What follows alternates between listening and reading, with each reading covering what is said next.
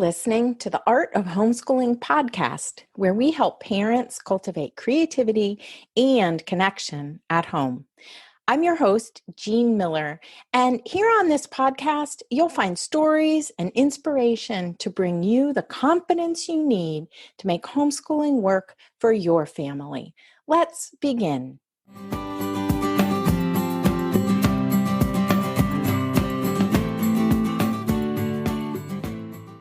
Hey there, and welcome to episode 79 here on the Art of Homeschooling podcast. Today, we're talking all about neuroscience and how children's brains develop. A super fascinating topic that I can't wait to share with you. Today's episode actually comes from a talk I gave at last summer's Taproot teacher training. I got so much positive feedback about it, I wanted to share it with you here on the podcast. Just a little side note first. Taproot is an annual teacher training for homeschoolers that happens every August.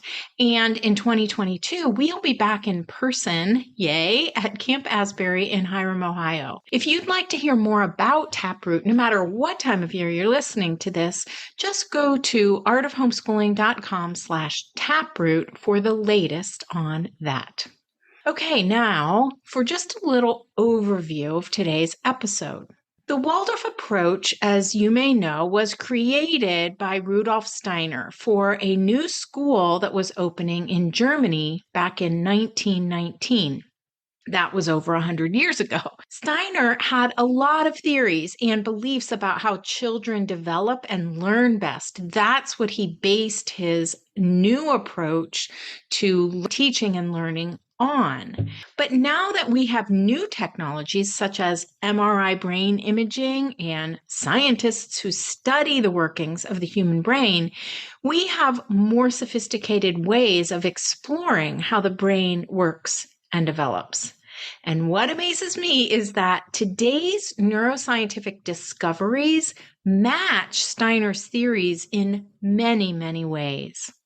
So understanding how the brain develops can really help us to make important decisions in our homeschooling, but also can help us to feel more confident in the hands-on approaches we're using with our children to see how and why they work. So let's get into today's episode.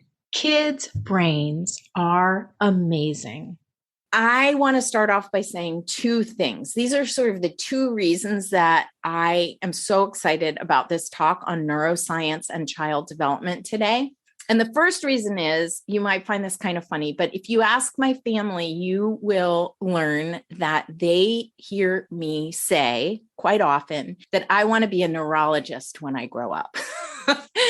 Because I'm so fascinated by the brain, right? And how the brain works, and a lot of new discoveries in brain science, even in the past 10 years, 5 years even. So when I grow up, maybe that's what I'll be. And then the second thing is that it's absolutely astounding to me to be learning how much the new research in neurology, really, and in neuroscience corroborates what Steiner set forth 100 years ago, right? So he didn't have access to all this new scientific information. And wow, it is amazing that the Waldorf approach is now being shown by what we know in this modern world. The Waldorf approach is being shown to be super effective, right, for learning. And that's what I really want to talk about today. And I will just say that if you have any Waldorf skeptics in your life, and it could even be you, maybe sometimes you're feeling like, I don't know, all this time playing, is it ever going to get started here? Or if you have a partner or in-laws or anyone in your life who's really skeptical about this approach to learning, keep this in mind, this talk in mind, because it could be really helpful in terms of sharing what we know now about how the brain develops and how learning progresses. Those are really the two focuses. So Steiner had a lot of theories, right, and beliefs about children. He gave hundreds of lectures about learning and about education, and really focused on how children learn best based on their stages of development, and how we as teachers can promote that, right, can contribute to that based on how their brains work. So now, though, we have new information in the field of neuroscience that really, with these more sophisticated tools, we have particularly things like MRI imaging that's been used to see which parts of the brain light up when we do certain activities, and other tools that can really show us how the brain works.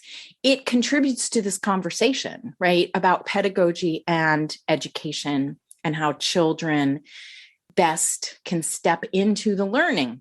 Another added interesting thing that I'm not really going to go into during this talk, but as I was preparing it, kept coming up for me, is that I really honestly think that, and I have a podcast on this if you're interested in hearing more, but I really think that one of the bizarre silver linings of the pandemic is that educators are now, it has turned our focus toward children's needs, right, in a new way, because what a lot of people have discovered is, children don't really do well on screens all day, and things like that. A lot of things have been discovered about children and how they learn through this pandemic. So understanding how the brain develops really does help us, right? As homeschoolers, it helps us make decisions about our homeschooling. And I think that this talk, my hope is that you will, leave here with an added sense of confidence that this is good for your children, right? So often we're drawn to Waldorf because of its beauty, and we wish we learned that way, and we want to do the art activities and things like that. But I hope this really helps you gain confidence in the fact that hands-on, holistic homeschooling or learning in any setting, really, that approach is the best for our children. Child development and neuroscience. What we know about hands-on, holistic homeschooling. Steiner set out these certain stages of development, right? And this is just a review for many of us, but to get us grounded in thinking about how children learn. So the ages and stages of development that Steiner described 100 years ago, remember, 2 years ago, that in the early years between the ages of 0 and 7, children really learn initially through their will or their action, their movement, right? Then they have a feeling about that activity, and then they have a thought. So that's the process for young children. They learn through their will and by imitating us. Children ages 7 to 14 learn primarily, of course, through all the ways, right? Thinking, feeling, and willing, but primarily through their feelings, through their emotions, their connections with other humans, their delight, all of those kinds of things. So it really starts for this age group with feeling. Then they want to do something about that feeling, and then they have a thought about it. For children ages 14 and up, they're much more like us, not fully developed yet, but their brains are more similar to ours. Young children, not so much. But 14 and up, children learn primarily through their thinking process, right? And then they have a feeling about their thought, and then they want to take action on it. So this is just an overview of Steiner. Steiner set out these 7-year cycles in the very beginning, right, of his conversations about education and how humans learn. And it's interesting to note that these 7-year cycles continue throughout our whole lives. So this approach means that in kindergarten, children, generally pre-K and younger too, but generally children learn through their will or their movement and activities. Grades 1 through 8, primarily we approach the learning through children's feelings and emotional life, and then in high school through their thinking. This is the phrase that you may have heard a lot, which is thinking, feeling, willing. But it's fascinating that that's from an adult perspective, the thinking, feeling, willing. So it really, if we're going to go in order, the progression of development, it would be willing, feeling, thinking. That should be the phrase, right? So here is a quote from Rahima Baldwin from a wonderful book called You Are Your Child's First Teacher. If you haven't read it and you have children below the age of 7, I highly, highly recommend it. And she said, Rudolf Steiner had tremendous confidence in the natural processes of development and reminded us that that which is asleep will awaken. It just does. It naturally unfolds, right? That doesn't mean we do nothing in those early years. Rather, it means that the things we do need to be consonant with the child's own developmental stages as they unfold. So we can't push a child beyond their development. We know that, right? And we don't want to do nothing while their brain is developing. We want to be doing things that are appropriate to their age and developmental stage. So I want to tell you a couple of things about the brain here. And the first one is that a baby's brain is about 1/3 the size of an adult's brain when the baby's born. And this brain takes a long time to mature. So it reaches full maturation in either the sort of in the range of the early to late 20s, right? So with all this new neuroscience information, it is now known, it used to be believed that children are mature by about the age of 18. Then it was 21, right? And now there are a lot of psychologists and social workers and individuals who say, oh, we really should say that a child's brain is mature by 30, age 30. So that's fascinating, isn't it? Or not even a child, an adult. Some of you might still be in that. I feel like my brain is still developing too. But in terms of the physiology of the brain, it takes time. There are 3 main parts, and I'm going to show you in just a minute sort of how they develop. But the point here is that we gradually mature from a more primitive part of our brain that we're born with to a higher cognitive function. Just remember this, though, maturation to adulthood takes time. It is related to brain development, this maturation process, and it is not something that we can speed up. So here's a little more about the brain. We have 3 main parts. There are more lobes than this, but these are the 3 main parts of the brain that I want to focus on. The first is called the primal brain, and it's sort of our fight, flight, freeze part of our brain. It's the brain stem. It's at the back of our heads, and it is the part where we sense things about the world. It's kind of like we're scanning the world to see, are we in danger? Are we not in danger? It's sometimes called the animal brain because it is that primal mammal brain that we all have, right? Then there's the limbic brain, which is more in the center of your head, and that's the feeling brain. And then we as humans have a neocortex, which is the frontal lobe, and it's the thinking part of our brain.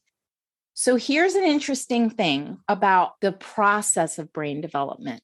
This primal brain is the only part of our brain that is really fully developed at birth. So a baby, almost all of their response to the world, at least in those first couple of months, are coming from this primal brain, right? From their brain stem, where they're just reacting to the sensations or the stimuli in the environment. And if you observe a baby, yeah, this totally makes sense, right? Then the limbic brain, the midbrain, where we have our feelings and emotions, this begins to develop around age 3 months. But I will tell you that it takes longer, right? They say between 3 and 9 months is the main developmental time of the limbic brain, but it keeps going in development. And that neocortex that begins around age 9 months is the forebrain and the thinking part of the brain. That's the part of the brain that's fully developed when we're in our 20s.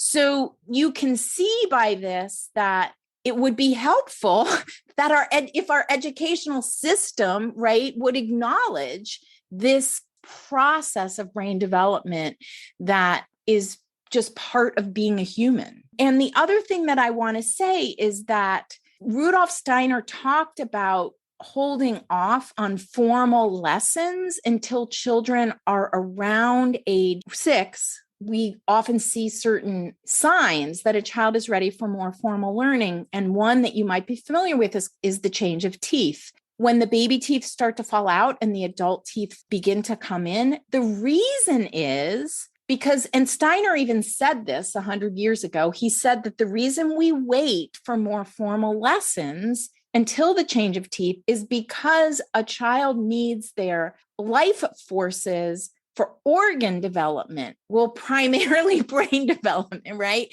I mean, the rest of the main organs too, but the brain is an organ. And so much is happening in those early years that if we take that energy away and ask them to focus on, for example, thinking academic type work, we're really robbing their body of the important development that should be happening. We're robbing them of the energy for this development to be taking place. So it's fascinating to note that in Steiner's time, and really up until about 50 years ago, we believed that a baby's brain was 100% fully developed when they were born. That was the belief. And so that's where the idea of like treating a child like a little adult, that's where that comes from, because we didn't know. But now, because of recent scientific tools like MRI imaging, we know this isn't the case now. And even as recently as the 1990s, our understanding of how the brain changes and grows, that body of research has made huge strides. So I find that really, really fascinating. Okay, so we talked about the 3 parts of the brain, and just remember that especially the neocortex, that thinking part of the brain, that I would argue much of mainstream education is focused on that part of the brain, and it isn't fully developed. So very interesting. All right, here's a quote from a neurologist. I read a lot in preparation for this presentation, and I'm going to give you 2 articles at the end that are really succinct and helpful. And this is one of them. It's called Why Waldorf Works from a Neuroscientific Perspective. And a quote from the article is, "The brain operates optimally when all its parts are equally developed. All its parts are equally developed, valued, and engaged. Why Waldorf works is because it does just that." So isn't it interesting that Steiner's willing, feeling, thinking process is the same as the development of the brain, right? In that same order. And this holistic view of the human being and the human brain, I would argue, is why Waldorf works, right? We want to be paying attention to all those parts, equally value and engage all the different parts of the brain. Now, the timing of the development of these 3 parts, I'm just going to remind you, is that in kindergarten, it's the primal brain and it's the will that the child learns mostly through, or kindergarten and earlier.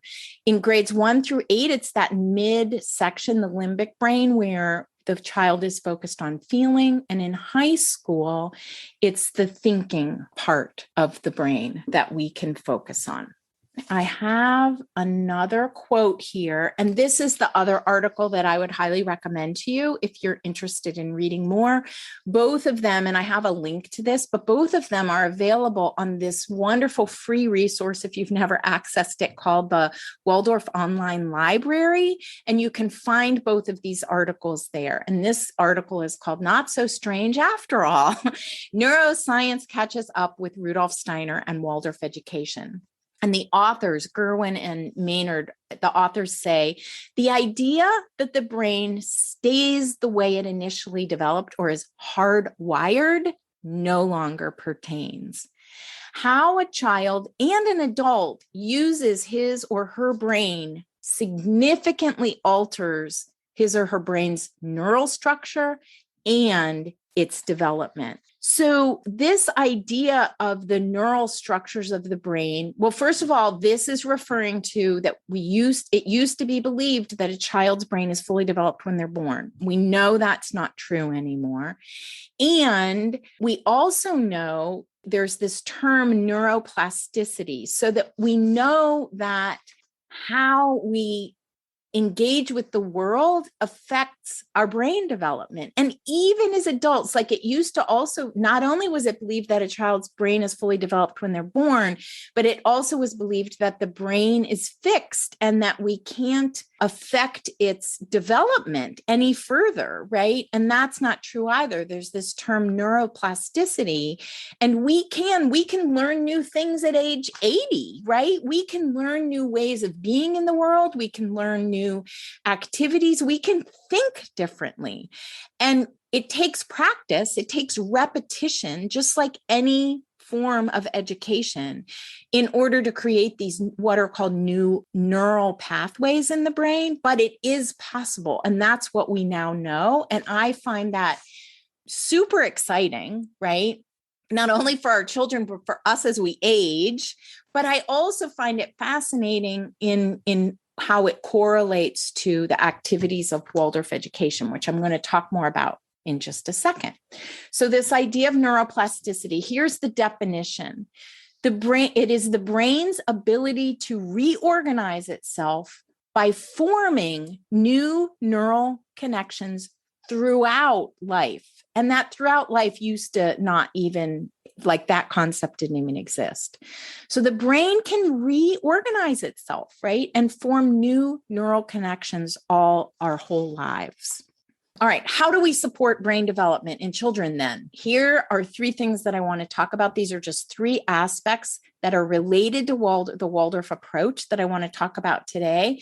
There are a lot more, but I would say these are three really significant ones that can help you in knowing, first of all, help you in what to pay most attention to as you plan and implement homeschooling, right? But also help you feel like recognize the importance of all that you do, right? Making space for play, getting good sleep, weaving the arts into the lessons. These are really important, not only because they're good, right? Not only because you've heard that they're important, or Steiner says that they're important, but we now know these actually really contribute to brain development, play, sleep, and the arts. And I'm going to talk about each of them now. So play, let's talk about play first. This is one of the main ways that we can support learning, particularly in young children. We know this, right? Up until the change of teeth, and that the Waldorf kindergarten or early years is very much play-based. There are a lot of people who are beginning to agree with that. I think many of us come to Waldorf with an understanding of this play piece, right? Some of us might need to be convinced. Sometimes our partners need to be convinced that play is really important, particularly for young children. And here are a couple of reasons. Play enhances curiosity, which facilitates memory and learning. And when we're talking about play, there are different types of play. And so there's sort of a hierarchy of what kind of play is best, but any play is good. I will just start off by saying that. And we all have all kinds of play going on in our households. So play enhances curiosity, which facilitates memory and learning. Play is not frivolous, right? It is brain building. Play is brain building. Now, the different types of play, there's play with toys, right? We all have toys in our homes. Then there's play without toys, which is very important to have sometimes, because what children do when there are no toys available is that they use more of their problem-solving, creative thinking energy in their brain to make, just for example, to make a piece of bark become toast for breakfast, right? That's the kind of play that is really great for brain development. as is play outdoors, because the outdoors, there's so many benefits of being outdoors, and there's been a lot of research about this now, but the outdoors offers such a range of material for children to play with, right? In a way that they can just look around their environment, and a leaf could become anything. A log can turn into a ship. All that kind of play is really, really important. And they can do that. Children can do that indoors as well. But much of what is in our indoor environment already has a purpose, meaning they've seen it used in a different way. And so they don't access as much of that open-ended play as they do outdoors, the possibility for open-ended play. Now, I want you to think about how Steiner, over 100 years ago, he really talked about the importance of play for children and was such a huge advocate for that. Well, now, many years later, there are so many other organizations and institutions that are backing that up, such as the National Association for the Education of Young Children. They have made a statement about the importance of play. The American Academy of Pediatrics, they have a position statement on the importance of play.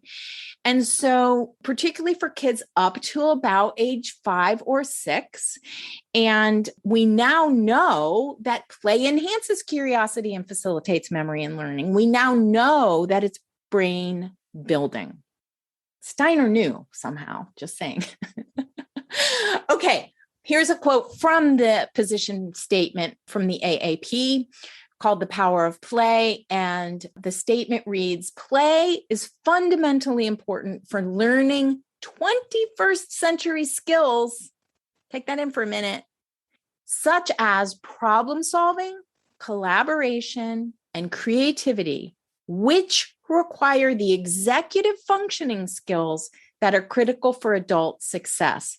Tons of talk about executive functioning skills in educational circles for probably the past 5, maybe a little more years. And now play is being associated with that phrase, right? For young children to learn skills, they need to play. Super fascinating to me. Also, Mr. Rogers has this great quote about play, which I love Mr. Rogers.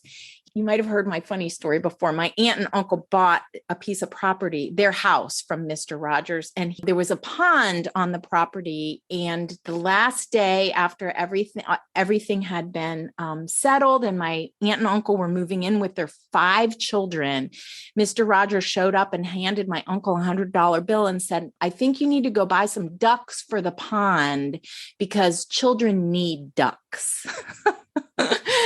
It's such a cute thing. So I have a special connection to Mr. Rogers, just in my heart.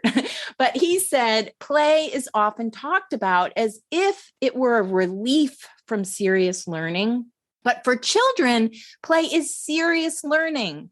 Play is really the work of childhood. Oh, just love that quote. Now, we are moving on to this concept of rhythm. I want to just underscore a little bit of why rhythm is so helpful to us in homeschooling, and specifically this concept of the 2-day rhythm. And this is related to sleep. This is where we're going to get into the importance of sleep. So the 2-day rhythm is basically that on day 1, you bring new content. This is the lesson rhythm. On day 1, you bring new content, generally through story.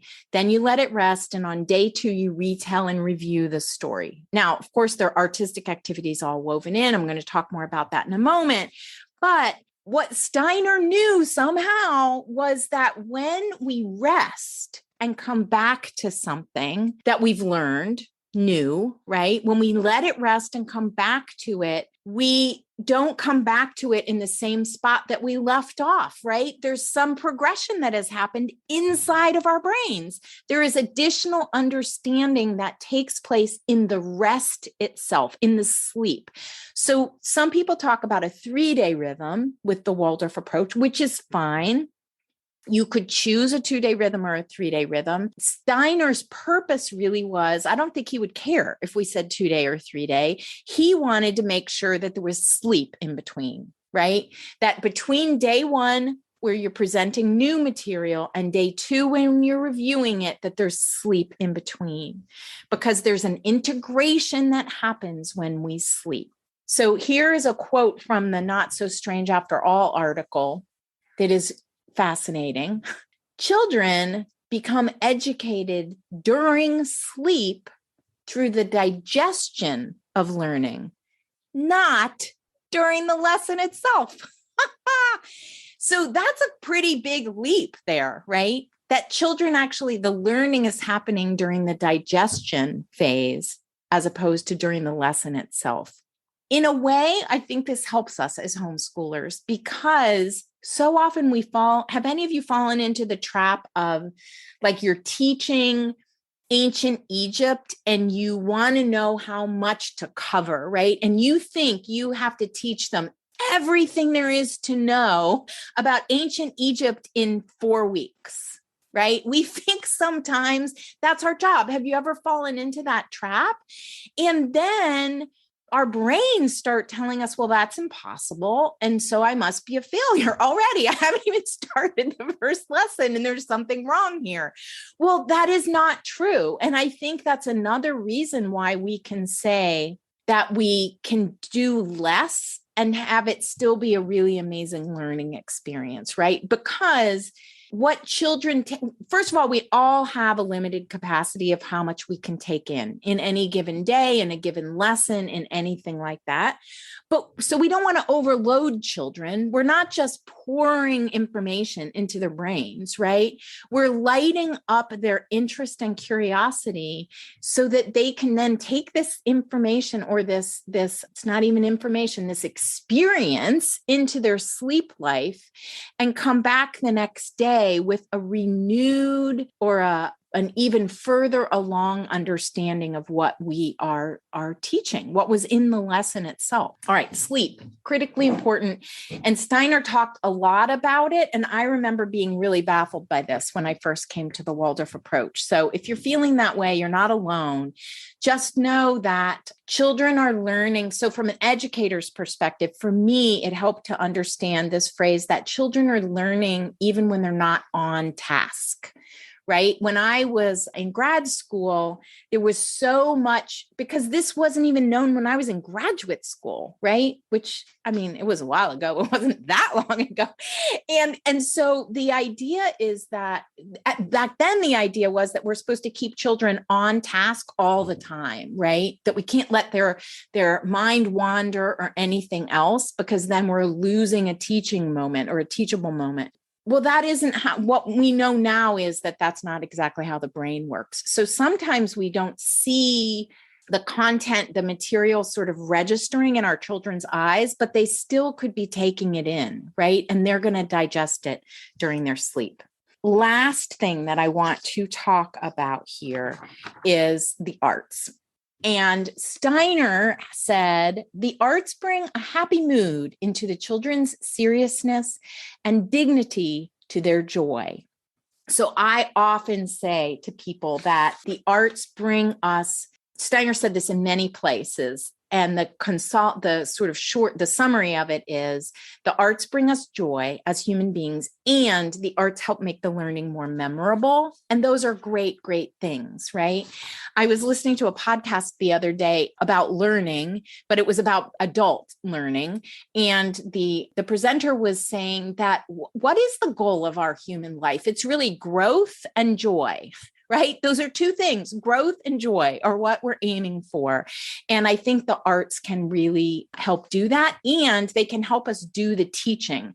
I'm so grateful that we have this Waldorf approach that's really based on the arts. So they bring us joy, the arts, they help making the learning more memorable, as I said. And it's not just any arts, it's the lively arts. So I love this phrase, and I created this image. Fun story is that this star image 8-pointed star. It's a photograph of a folded paper window star that I made years ago. And then it turned into my logo for what was Waldorf-Inspired Learning, now Art of Homeschooling. And then I realized, there are 8 points to it. And Steiner talked about 7 lively arts plus storytelling. So it felt so special to me that it fit so perfectly, the star with these 8 lively arts. And they are storytelling, movement, speech, drama, music, modeling, drawing, and painting. So these are the lively arts that we're weaving into the lessons. You don't need to do these every single day by any means. And you may not know how to do all of these. We often feel that way when we first come to Waldorf, and that's okay. You can learn them along with your children. Remember, you too can create new neural pathways in your brain, and the arts can really help with that. One that I want to point out here, because so often when we think of the arts, we think of drawing and painting, right? Sometimes music, storytelling, but one that I really want to highlight here is movement. Because not only does movement help bring that joy and memory, help with memory in the learning, but movement actually helps with brain development. I would argue that all of these do, but I'm pointing out movement because it's something that sometimes falls off the radar in our homeschools, right? We think, oh, we get to play all day, we're outside for hikes, and so we don't do that much movement in our homeschool setting. So I would just say that there's so much about movement now, research about movement, about crossing the midline, where clapping or, tapping your opposite thigh, when you're marching or something like that, that actually helps with brain development. And there is the left and right hemispheres of the brain that need to begin to talk to each other for a child to be able to learn to read, for example, and movement can help with that, as can all of the arts. Music can help with that. Painting and drawing can help with that. Memorizing poetry, all the arts can help contribute. So now what we know is that the arts, we know what Steiner said, that they bring us joy and they make the learning more memorable. And now what we know too is that they help with brain development, that ever important brain development. This last quote is fascinating to me, and it comes from a professor of educational science. And he said, brain research shows clearly that instructional learning does not lead in the long run to storage of what has been learned. So this is referring to direct instruction, teacher, formal lessons. It does not lead in the long run to storage. Rather, what does lead to storage of information, right, of the learning is sensual experience, happiness and disappointment, those emotions, and wonder and discomfort. Those are all constituent elements of learning and development.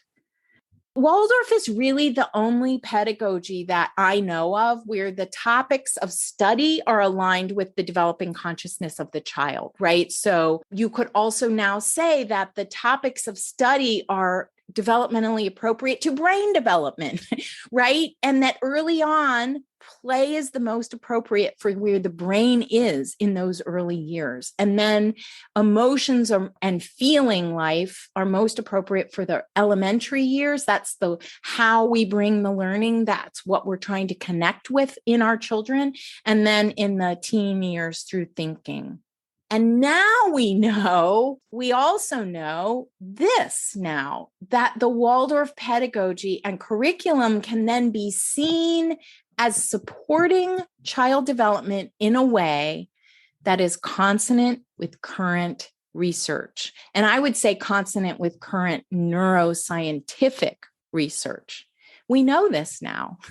And what an amazing thing to know, right? We have this wonderful approach and method, and now we know that research backs it up. So I'm just going to end with this quote from St. Francis that I absolutely love. The laborer works with his hands, the craftsman works with his hands and heart, and the artist works with his or her hands, head, and heart. The two articles that I highly recommend you check out if you're interested in learning more are Why Waldorf Works from a Neuroscientific Perspective and Not So Strange After All, Neuroscience Catches Up with Rudolf Steiner and Waldorf Education. And you can find both of these at waldorflibrary.org. It's a wonderful free resource that has a lot of articles and helpful resources for you. That's all for today, my friend. But here's what I want you to remember. Rather than perfection, let's focus on connection. Thanks so much for listening, and I'll see you on the next episode of the Art of Homeschooling podcast.